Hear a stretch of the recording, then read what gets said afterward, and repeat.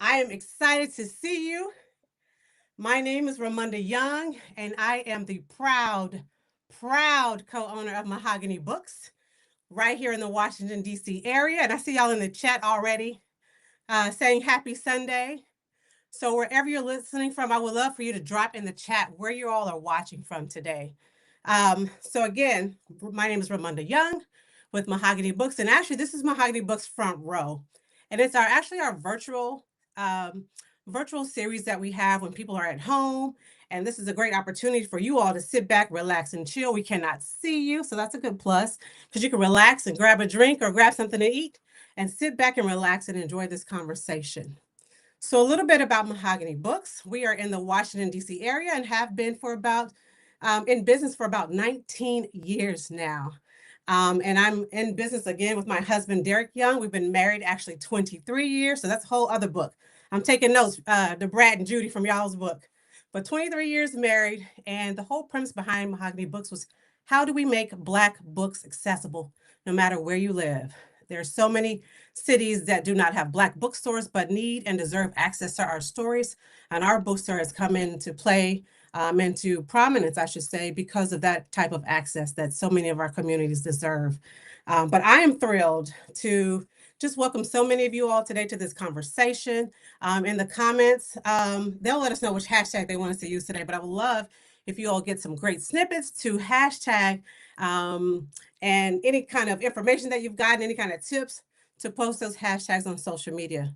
You all are the first groups in the country that are having this type of kickoff and exposure to this amazing book right here, The Way Love Goes. So we would love to hear your feedback and excitement about this conversation that's about to go down. So enough about me. Let's get into it. I am thrilled that today we get to talk about The Way Love Goes, a guide to building a beautiful and everlasting relationship by the Brat and Judy. And this book was written by hip hop legend The Brat, her entrepreneurial wife Judy, and is filled with their love story, their journey, but it's also, y'all, part relationship guide. And in that, it's heartfelt, it's funny, and full of wisdom.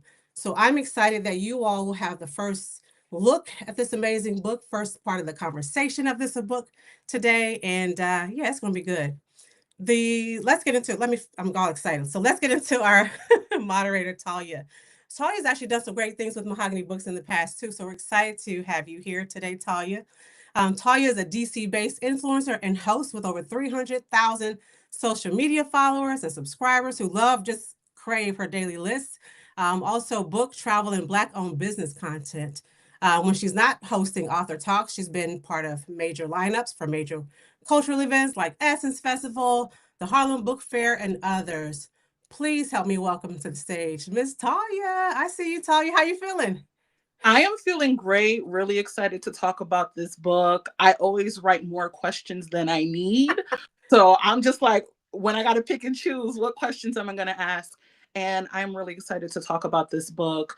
You know, we know the Brat and Judy from social media. They're celebrities, they have a TV show. But what I really enjoyed about this book is that they let us in even a little more to their dynamic, right? So even if you're a fan of the show, even if you have been a fan of the Brat since 1992, you use Kaleidoscope products, we're learning even more about this couple through this book. So I'm excited to talk to both of them today.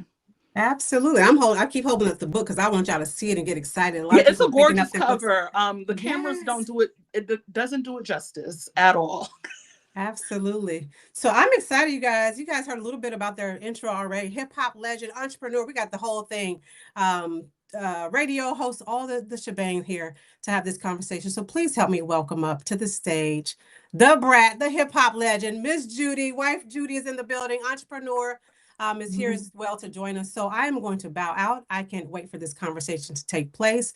And just a little bit of housekeeping. All of you that are in the chat, if you have a question, please put it in the chat around 4:30, 4:40 or so, 4:35 or so. I'll come in the chat and grab those questions and try to get as many as we can. But please drop your questions in the chat and let's get into it. Thank you all for being here today. The Brad and Judy, thank you both for making space to be here. We can't wait to welcome you here to DC very soon as well. So let's get into it. Thanks for having us. Yes. Awesome. I don't know if I see Brat and Judy's camera. Is that just me?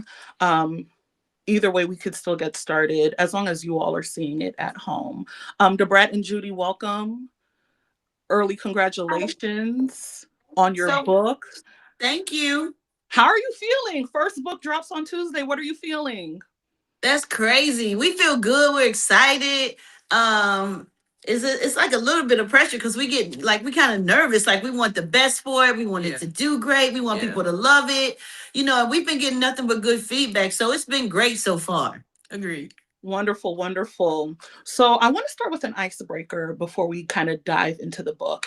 And because I've read the book, listened to the book, for those who love audiobooks, listen to the audiobook. You're going to hear it in their voice and their tone. They're not they're speaking as if they're speaking to you as they do on camera, as they do on social media. This is not altered because it's a book. They're speaking in their voices. So I might know the answers to these questions, but for the audience, I want them to kind of guess who's who. So I'm going to ask a prompt and you're going to tell me which one of you best fit the prompt. Are you ready? Yep. Okay. All right. Who's the better cook? Okay. What's your specialty dish?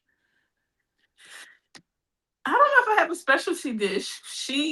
I think the thing that they like the most right now is I will make a pan of spaghetti. So the first time I made one pan and it wasn't enough. So then I started making 2 pans. But Huge pans. Right, but then that don't last more than like 2-3 days. So last night I took a stab at making lasagna soup.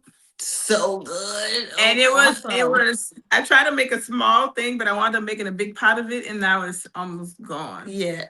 But my wife has never had my smothered turkey. You never had my smothered turkey necks, right? No. Right. Like I think she should have my smothered turkey necks and like She's an amazing cook. bell pepper, like the New Orleans stuff.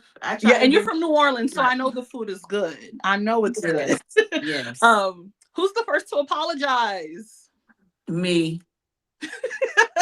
You said that like it is me. Yes. Why do you think that's the case? Why do you think that's the case? Why she might be more mature. Okay. I don't know.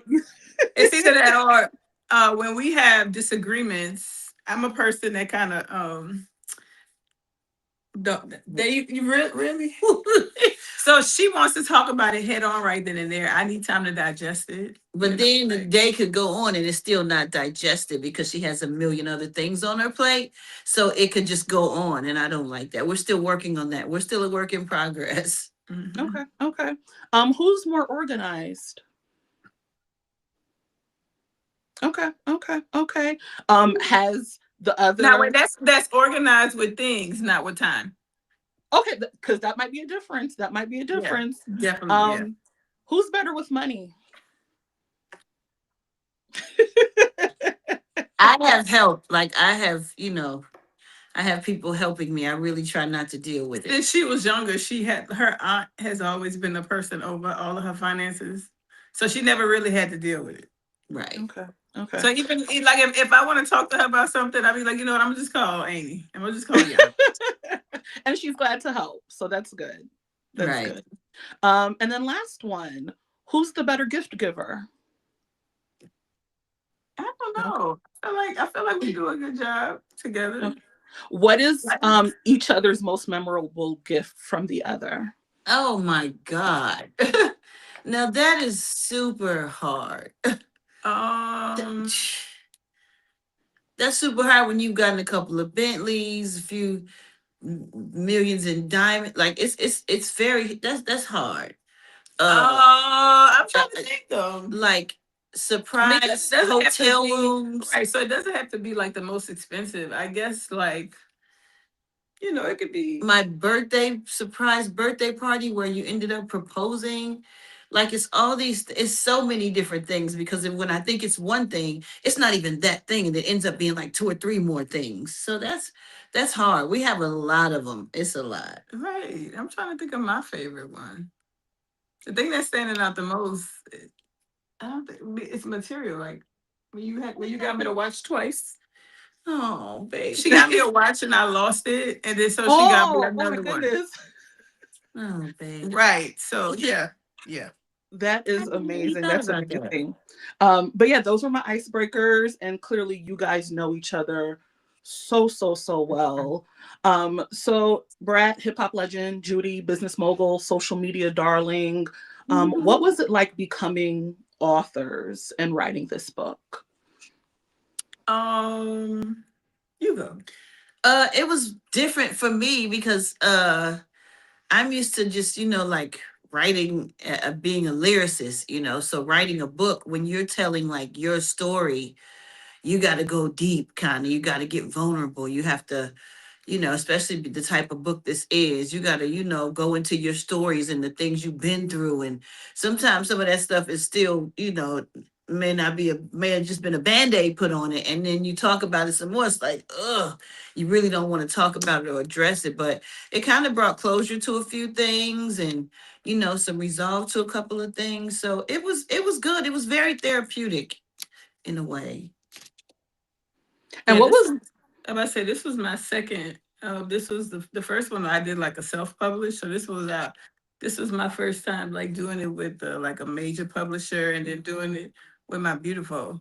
But it was kind of a little tricky because when she was doing her part and I was doing my part, when we first started, we did it together. It was like, nah, I think you should do your part over there. I should do my part over here.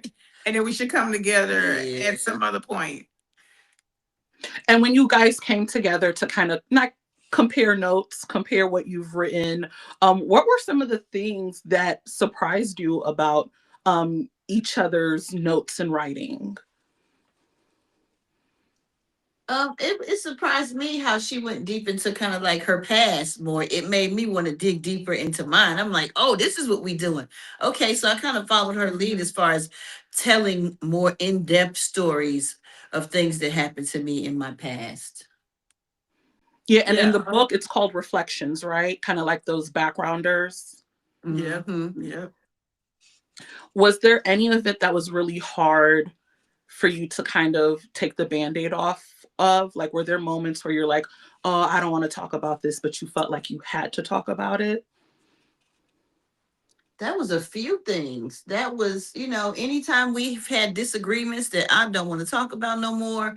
She likes to bring up that I ghosted her. She likes to bring up the beginning of our relationship. Like, I don't want to talk about that shit. I don't want to keep talking about it. But she talks about it and she brings it up. So we continue to talk about it. And it needed to be in the book. So we addressed it again. And it happened. You're right. No, and that kind of like back and forth, that hers and hers. You definitely, there's still things that you two may not fully agree upon, even to this day, years later. But I do want to go back to the beginning. So for those of us who are not lucky enough to have that second chance, because, for the most part, Brat, you fumbled just a little bit when y'all first met. For those who don't have that second chance, what are some of those golden rules, which you kind of outline in the book as your pieces of advice that you think people should take heed to in the event they don't have a second chance like you both? Like, you mean if they don't get a second chance? Yeah, like how do you not fumble the first time? Right. Like, what are those golden rules they should lean on? I know what she's gonna say. She's gonna say communication. Communication, and keep it 100 up front, your whole situation. I was afraid of losing her, and I should have just been honest up front. It would have made things easier, but because I was afraid of losing her, I didn't want to be honest because I didn't want to lose her. So I would say, even though it's hard to do, just have that conversation, because you should give the other person the option whether they want to wait or not. Okay. Yeah, and I think that's the biggest takeaway from that chapter is communication, because you both had different communication styles. You both have very different relationships with your phones, right? Judy is the social media star, the entrepreneur. Yes, Brad is like, when I not you being messy. You being messy? Yes. No, I'm just remembering what I read in the book. So yeah, for you all to figure out communication, given how different your communication styles were and how long distance you all were, how long distance the relationship was in the beginning, to see you all overcome that and have a common understanding. I really loved reading that. Thank you. So this book is all about your golden rules. You have, stories of your relationship, but in every chapter you list several golden rules. When you were writing, brainstorming for the book, what were some of the golden rules that came to mind first when writing this? I can tell you where the concept came from. Yeah, I want. I'm a person, I like sum it up, ADHD, whatever you want to call it, will have read 15 pages, get to page 27. I don't remember what was on page 12. So I felt like we needed to put something in there that would be like a summary, layman's terms, straight to the point.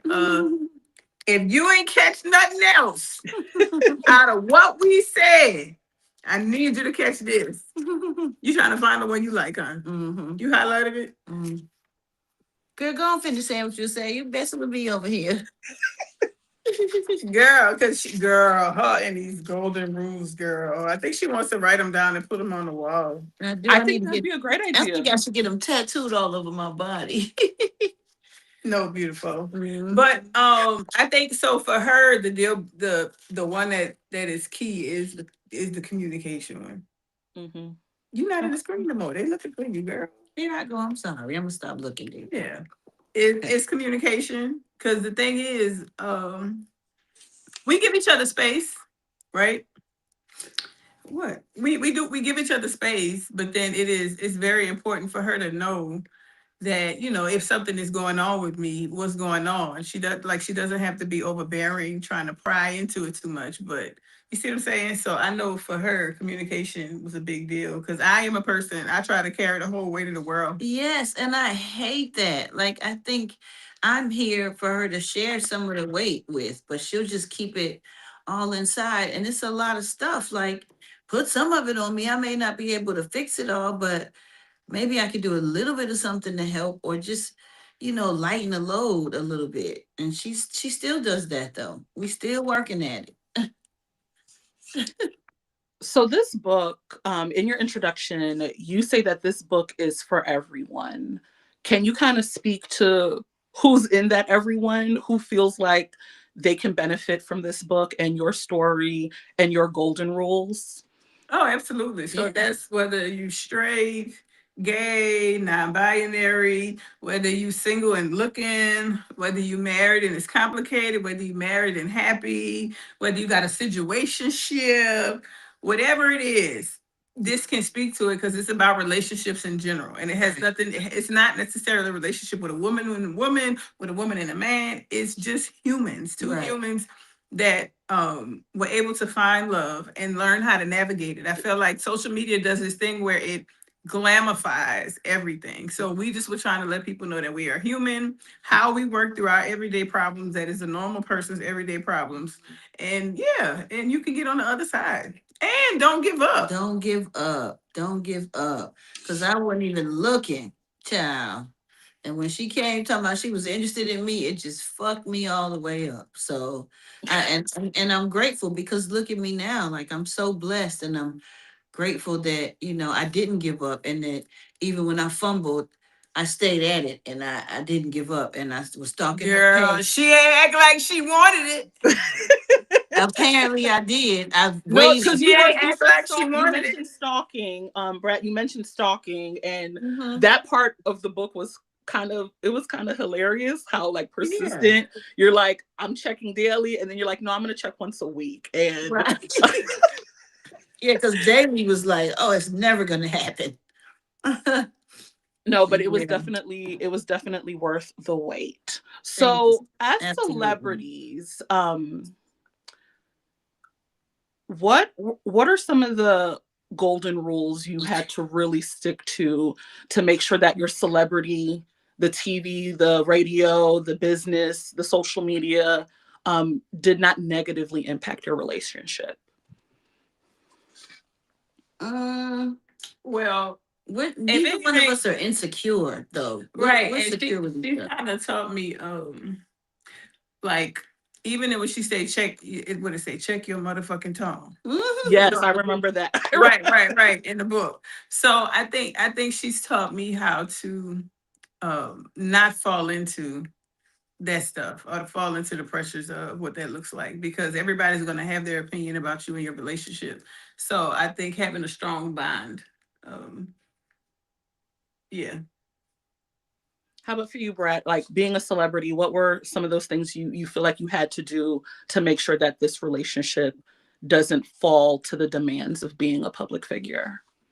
I think that we're so secure within ourselves that, and she know I ain't going nowhere, and I know she ain't going nowhere. And if it's anything that I do that she doesn't like, and she lets me know, like, I immediately fix it, and vice versa. Like, she had a friend, I ain't gonna even talk about it, that I felt like was crushing on her, and I didn't want to think that, but that's kind of what was happening. And she ended up like not really speaking to that person anymore because she didn't want me to feel uncomfortable, because she tried to look at it from where I was coming from and kind of saw the same thing. So you have to just be secure within yourself and your relationship and your partner, because that's something I don't worry about. Like, I don't worry about nothing the industry says about us to break us up, nothing no ex got to say about us to break us up. Like, nothing can fuck with us, only us.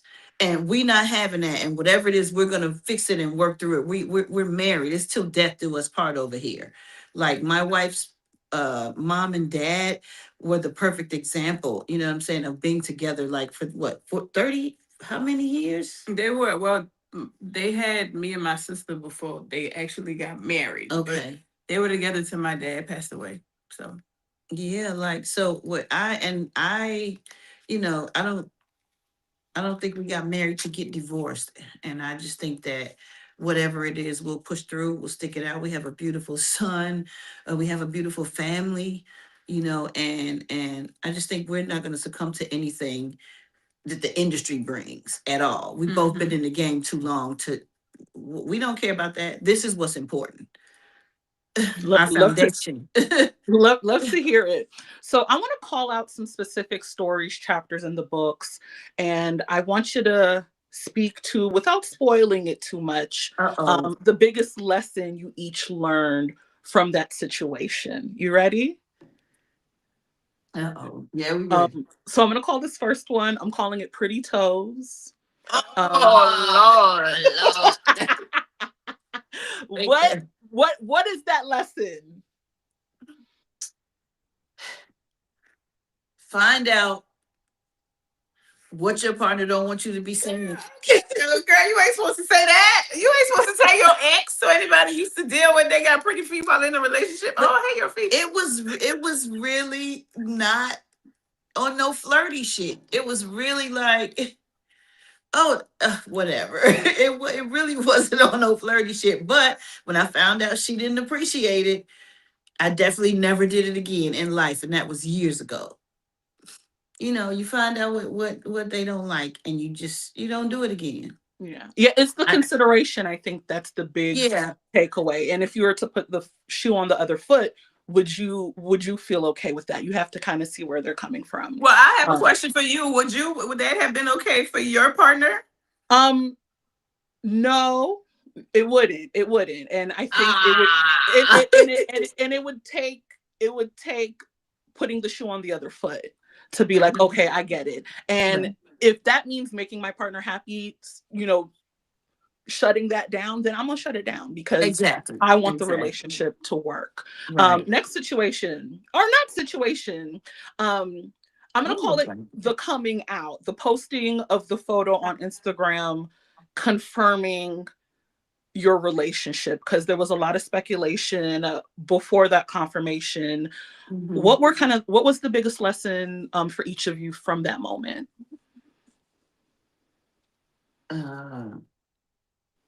What's yours? Mine is, I'm just happy I had somebody to make me feel like I wanted to scream it from the mountaintop. I had somebody bring something out of me, or unlock that door that's been shut so long, and it made me just want to hold her hand in public, tell the world who I love. Like, it made me not want to hide anything anymore. And mine was, it's okay to hold her hand walking into a safety zone. You know, it's okay. Like, she is a person that doesn't mind being led, but also doesn't mind leading. So it's okay to lead sometimes. Yeah, because it was you that posted it, and it was just kind of like, it's out there and we'll deal with whatever comes our way. But for the most part, it was a pretty positive response. I wasn't scared though. I had already been very transparent on social media, and I already know it's like 95% positive, and there's always gonna be the 5% negative that always feel louder than the positive. Right. So I kind of had some. I was like, girl, she gonna be fine. And plus, some people already think you is. Wow. Well, for me, I had been hiding it, whether they thought I was or not. No, I know. And everybody didn't think I was. No, I know, beautiful. It was just a joke. It was a joke. Whatever. And then the last thing. So in the book, you talk about how, for the most part, you know, things you see eye to eye, you get along, but it seems like your reality show, Brat Loves Judy, is kind of like that point of tension for you all. What have you had to learn navigating the reality show and one person willing to put more of themselves in the relationship out there and the other person is more hesitant? Like, what have you had to learn from navigating the reality show? To meet in the middle. Yeah. To meet in the middle, because even though I want to give it all to them and do the thing, then like when we did Brat Loves Judy, we were not just executive producers by title, but we actually had a lot to do with what we were shooting. And I would, you know, like go into the meetings, I would lay it out, this is and the other, and I would just expect her to show up, and she's like, well, who said? Why are we at this location? I'm like, girl, I knew. And then I was like, you know what? Let's meet in the middle. Cause I know, you know, I know me saying okay should be fine, but I also have to consider, you know, does she want it to look this way? Does she want to talk about this? Does she want this subject to actually be covered? So right. And I know that you know what you're doing, but I want to say so too. Right. So that meet in the middle. Yeah. Okay.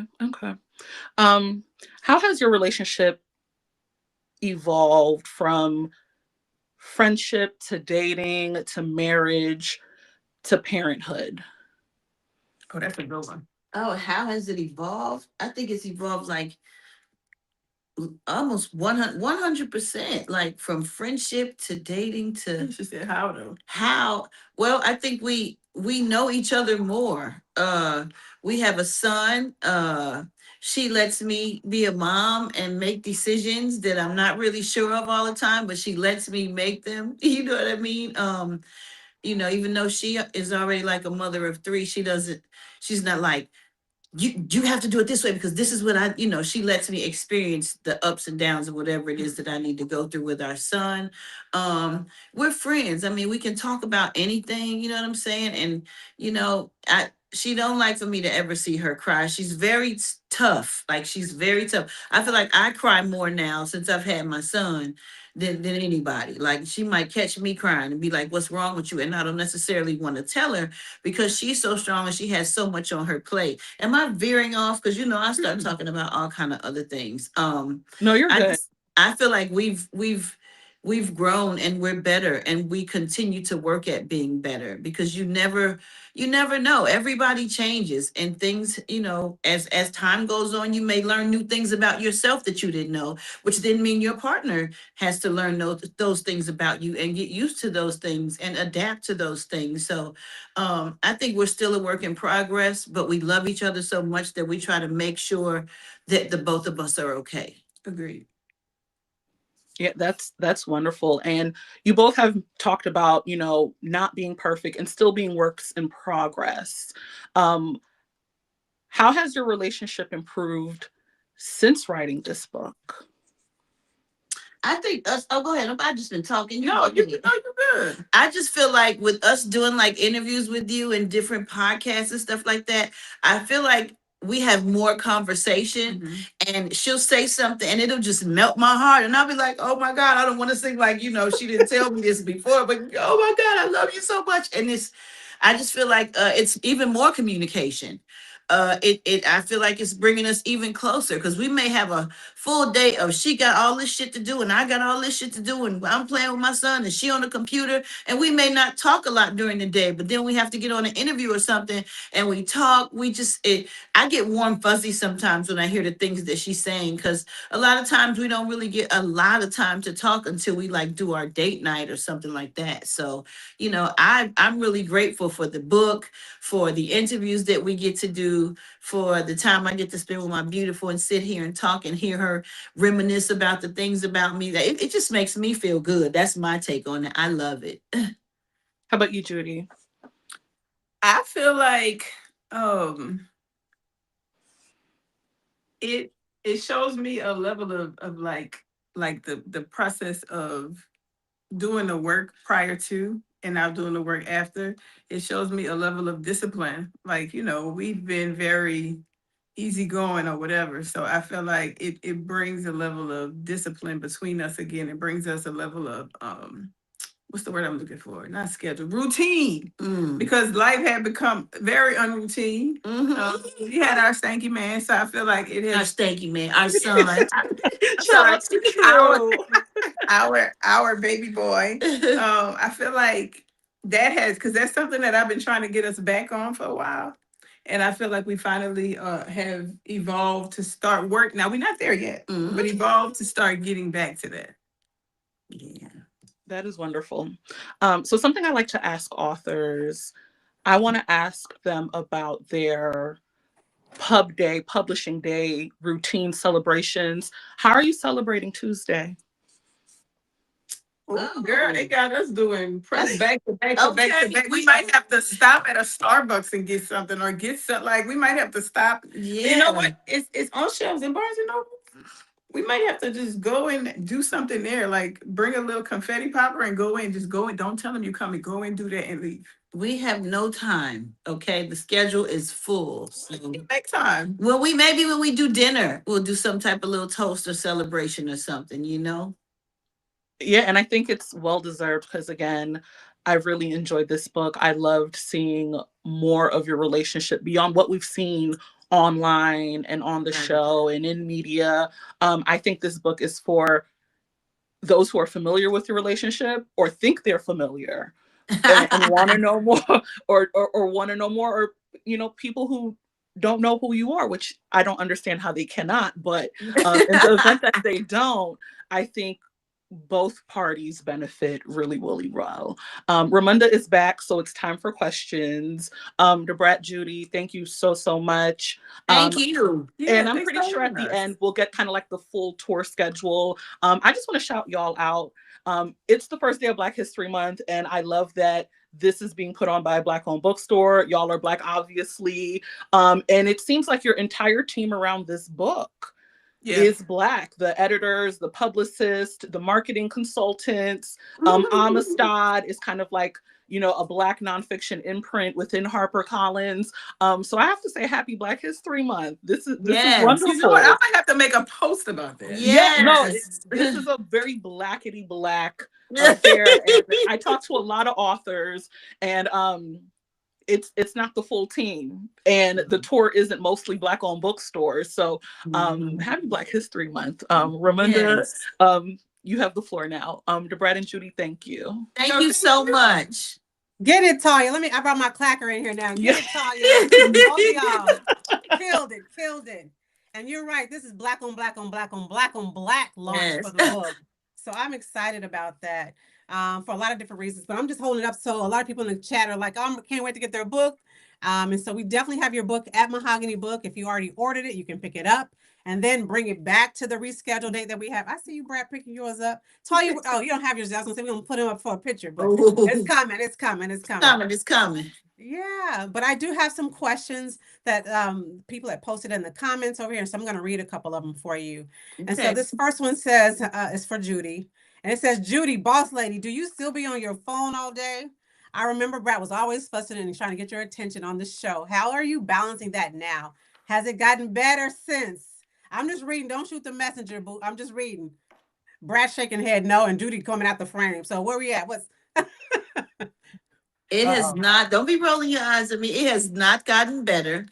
It is 10 times worse, but I'm used to it. And I realized that she started her business by trolling and seeing what people were doing. Not trolling. Trolling, strolling, Strolling. strolling. Trolling means I'm making fun of somebody. Okay, no, well, scrolling. Yeah. Scrolling. Yeah, and she's always scrolling. Well, she has to see thanks, what's going on in the world. So I still am on my phone, but I try to instead of just being on my phone, I try to incorporate her and let her know what I'm doing, why I'm doing it, so she doesn't think I'm just strolling. Because half of the time it's me doing a meeting. Trolling or scrolling?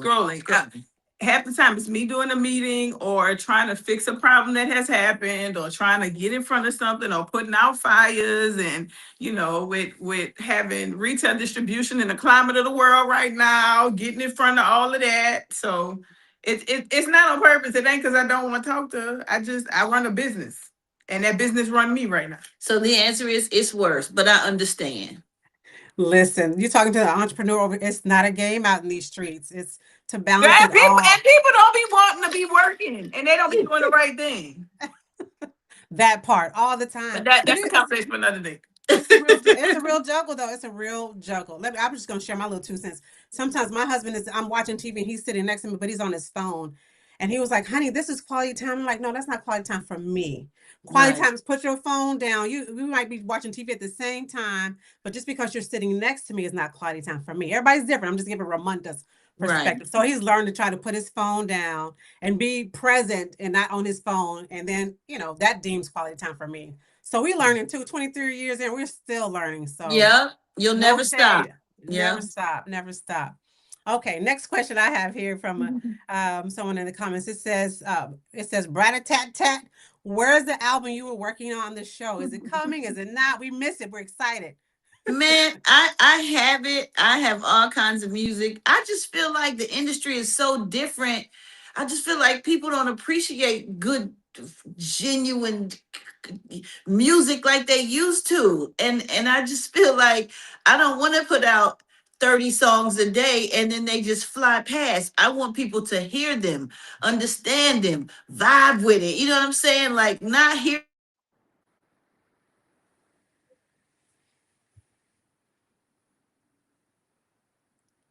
I think the connection.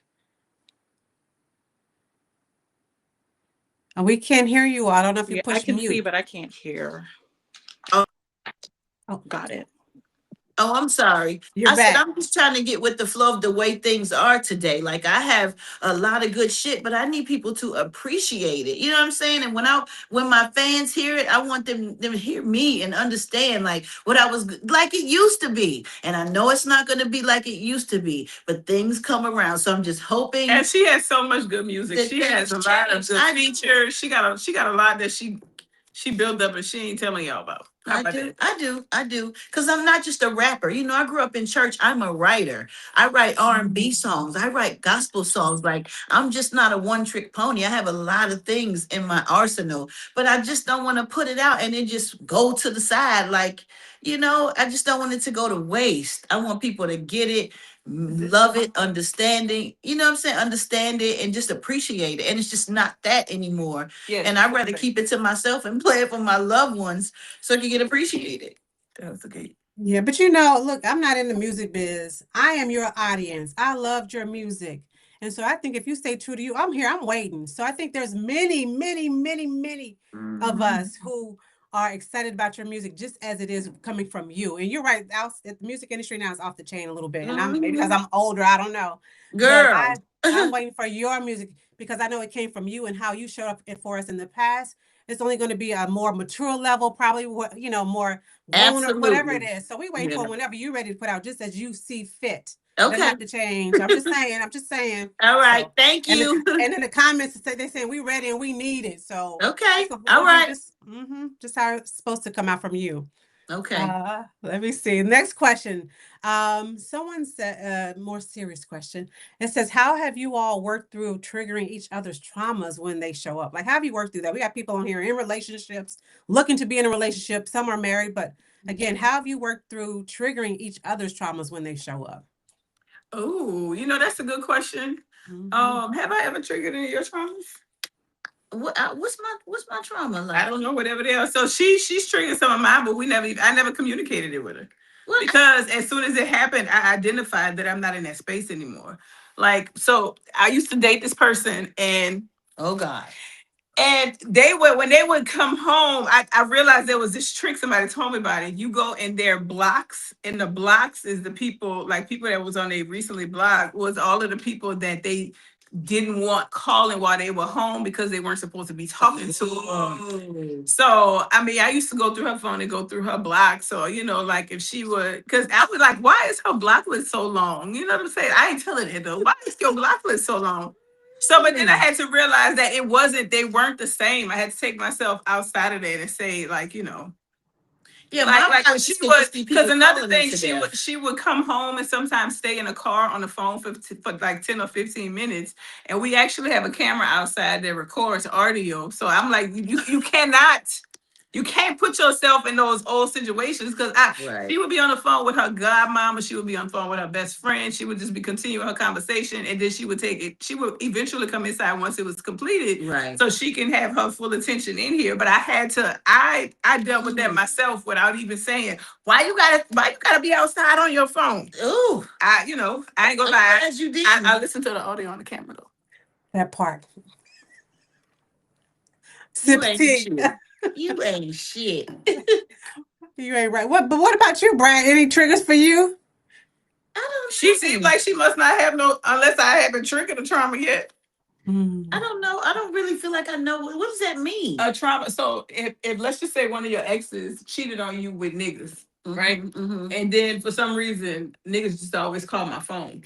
It might trigger your trauma that, oh, she must be talking to them, because that's what you got in your past. Yeah, no, I haven't had anything that made me feel like that about you yet. Hopefully I don't. Okay, yeah. That's a blessing. Yeah, niggas call you, girls call you. You're in the line of work where people are gonna call you, so that's not one of them. What's another kind? Help me out. Whatever might in your past really fucked you up a little bit. I'm sorry if I'm not supposed to curse. Really messed you up a little bit. Like, it just made you feel sideways. It may have, but I feel like that's the past, and I don't even bring that or think about. I don't think nothing you do could trigger a trauma from my past, because it might not have been traumatizing enough. I've had some traumatizing shit happen, but you've never done anything to make me think that you might do this to me or you might do that. No, I agree. I didn't think that you was doing this or doing that, but it brought you back to a place where, I don't know now, this behavior looks familiar. Girl, ain't nobody doing shit over here. You know I ain't fucking this up. I know. Okay, good. That's good. That's why. That's why we ain't talking about it. Yeah, I love that though. Another question I see over here. It says, in the quiet moments away from the cameras. Oh, this is my question. And in the quiet moments away from the cameras and applause, what does love look like in your home? What does it look like? What does it sound like when y'all no cameras, no makeup? What is it? How you be like, man, this is my boo. This is my wife right here. How does that show up for you guys? I think it's our everyday talk. Like, how it show up for me with her is, hey, do you need anything? Like before she goes to work, she makes sure I take my medicine. Not her medicine. She makes sure I take my medicine. And and we still do it sometimes. She would set up a little pallet on site, because when Stanky Man when our son comes down, he comes down and spends about an hour time with me before he starts to get ready for school. So he sits with my mom upstairs in her room, his gam. Right, his game. Right. So she'll set up a pallet on site, a little station with the diapers, his favorite drink, and all of the stuff before she leaves. So I don't have to get out of the bed and go get it. And so he does it like it's all of the things that I don't ask for that she just does to try to make my life very convenient and try to make like she always lets me know that I'm thought about. I love that. What about you, Brat? What does love look like in your home when it's no cameras, no applause? What does it look like for you? Watching my beautiful with her hair out, or either in a bonnet with some booty shorts on, watching her walk away and just loving to see her ass jiggle, loving when she get out of the shower and just watching her be naked as the water drips off of her body. I love the fact that when she comes to bed, we get our quiet time. Our TV blew out the other day and we're not getting it back because we like to just be in the room, kind of like where it's when it's quiet and it's just like us. So I just love all the little things about my beautiful. She got a lot of weird shit that she do. Like she'll pick all the skin off of her lips. Like she will sit if a little piece of dry skin, oh, she'll pick the whole lip for an hour until there's like no dry skin left. And I just watch her, and it's so funny. It's weird, but I love those little things about her. So like, yeah, and she's got this ear thing. Like she's got this. They make this ear thing with a camera on your ear, and it cleans your ear, but you can see the shit in your ear. Like you can see the stuff on your phone. So I just love watching her do all of this little weird stuff that she loves to do because it makes her who she is. Like all Right, those and things it makes me happy because I feel like and when it I makes her happy. when I go in my ear and I was like, oh, beautiful, look, they got Be like, something. oh, you got something good. Y'all crazy. I love, but that's just real talk. Like I said, I'm in a marriage too, and it's the things that nobody sees that makes Yeah. this person for you.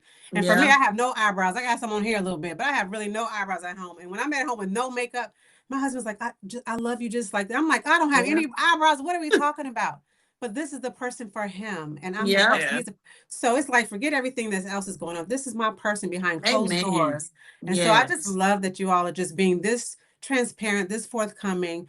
I think we live in such a celebrity-driven culture that there's y'all real folks behind closed doors. So people need to hear that and be humanized. That as people, we need to hear that. So I just love that you always show up as yourselves all the time, but just continuing to do that just really endears so many more people to you. So I just want to say personally from Ramunda, I'm grateful for you all just showing up. Girl, thank you. As yourselves. Thank you. We appreciate that. Yeah, that's real talk. I love it. It's not a game out in these marriage streets. It takes work. Oh, it does. It does. It takes work. It does.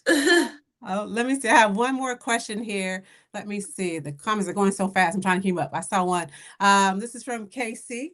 She says, Brat, you are vulnerable in this book in a way we haven't seen. What made you decide to be open, especially with talking about sex? I don't know. We can have this on air. We grown. Come on. Well,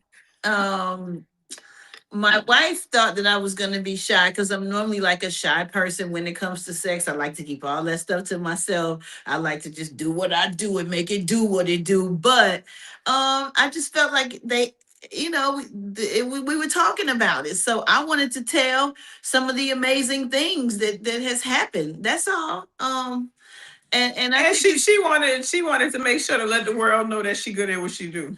I do, and I am. I do, and I am. Are you happy? Yes. Then that's all that matters, huh? Yeah. Oh. What do you mean? I'm ecstatic over here. What are you saying? No, what are you saying? Nothing. I love it. I love it. Well, one of the questions I saw in your book, I love that you guys come to the table with spirituality, right? That it was important to you. Why was this important to add in the book? Because you could have wrote the book, not even mention spirituality, but why was it important to show that aspect of who you are in this book? Why? Because God is why we are here. God, we believe in God. We are God-fearing women. We pray over our food in the car, on the plane. We don't play about God because we know He don't play about us. And no matter what we go through, it is His will. Everything is God's will. Whether it's bad or the worst situation, there's a lesson to be learned in it. And you have to pray and ask God for understanding and try to figure it out. Everything is not going to always be good, but He's just preparing you for the next huge blessing that He's going to give you when you're going through a storm. Mm-hmm. And I think we were rooted in, like both of us were raised and rooted in faith. So yeah. Mm-hmm. Okay, we're gonna pass the offering plate because y'all are over here preaching right now. So the Cash App offering, no. My last question here before we log off. If someone were to read The Way Love Goes, really just while grieving a love that they thought they'd never have, what do you hope your story whispers to them? What does this story y'all put on this page? What should it tell them if they never thought that they could have love for themselves? that it's never too late. and don't give up just because of a failed relationship.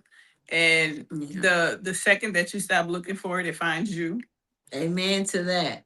Amen to that.